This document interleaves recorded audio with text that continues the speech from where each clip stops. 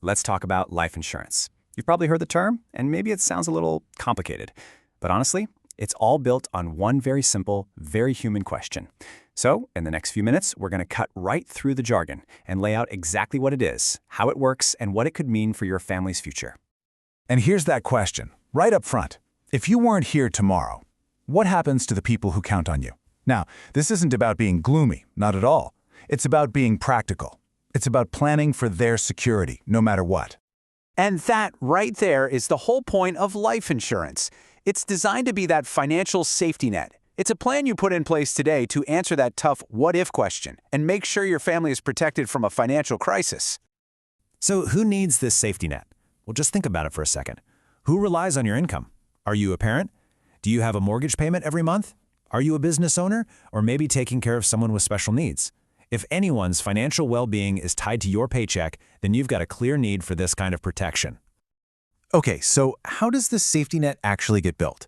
Let's forget all the industry jargon for a minute because the concept itself is incredibly straightforward. At its heart, life insurance is just a simple financial swap. Let's look at both sides of that deal. On one side of the swap, you've got your part. This is called the premium. It's basically a small, regular payment. You might pay it monthly or once a year that you make to an insurance company. Think of it as your side of the bargain. And here's the other side of that bargain, the really powerful part, the death benefit. If you pass away while the policy is active, the insurance company gives your family a large lump sum of money.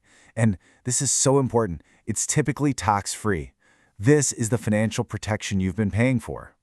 So you see the exchange right here. It's that simple. You swap small, predictable payments now for the guarantee of a large, protective payout later, right when it's needed most. You're basically transferring the biggest financial risk your family could face from their shoulders over to the insurance company. All right, so you get the basic swap. But when you start looking, it seems like there are a million different kinds of insurance out there, right? Well, the good news is pretty much everything boils down to two main paths. Understanding these two is probably the single most important decision you're going to make. So on one side, you've got term life. This covers you for a specific period of time, say 20 years while your kids are growing up. It's pure, simple, no-frills protection, which means it costs a lot less. The best analogy? It's like renting protection. Then you have permanent life. This covers you for, well, your entire life. It also has a savings component called cash value, which makes it more expensive. So this is more like owning your policy. Now, inside that permanent category, you'll hear a few different names thrown around. Whole life has fixed payments and guaranteed growth. Universal life, or UL, gives you more flexibility. Some can even tie their growth to something like the S&P 500. But don't get too bogged down here. They all share that same core idea, lifelong protection plus that cash value component, which is kind of like a savings account built right into the policy. All right, we've talked about the why and the what. Now we get to the really personal part. How much coverage is actually enough for you? A general rule of thumb you'll hear a lot is to aim for coverage that's about 10 to 15 times your annual income. The idea is to replace your future paychecks and give your family a really significant financial cushion to live on.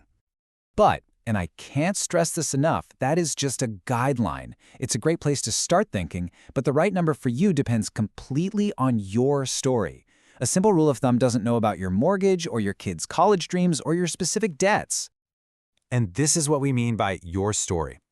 To find your real number, you take that 10 to 15 times income figure, and then you add in the big stuff. What would it take to pay off the mortgage, to fund college? Then you can subtract what you already have in savings. This little bit of math is what tailors the coverage to fit your life like a glove. So now you've got a target number in your head. What's next? Well, this last section is your action plan. It's a simple, smart buyer's checklist to help you get it done right. Look, breaking it down like this makes it so much less intimidating. First, just define the problem. Is it the mortgage, income replacement? Next, choose your path. Do you need temporary term coverage or lifelong permanent? Step 3 is a big one. Always compare quotes. Prices can be wildly different. Then you'll apply and go through what's called underwriting. That's just them checking out your health. Be honest. And finally, don't just set it and forget it. Take a look at it every year or so. Life changes. And hey, everybody wants to save some cash, right? Here are a few legit ways. Paying annually instead of monthly usually gets you a discount. Things you can control, like improving your blood pressure, can make a real difference in your price. And honestly, One of the best things you can do is work with someone who can shop around at different companies for you, because they all look at health and lifestyle a little differently.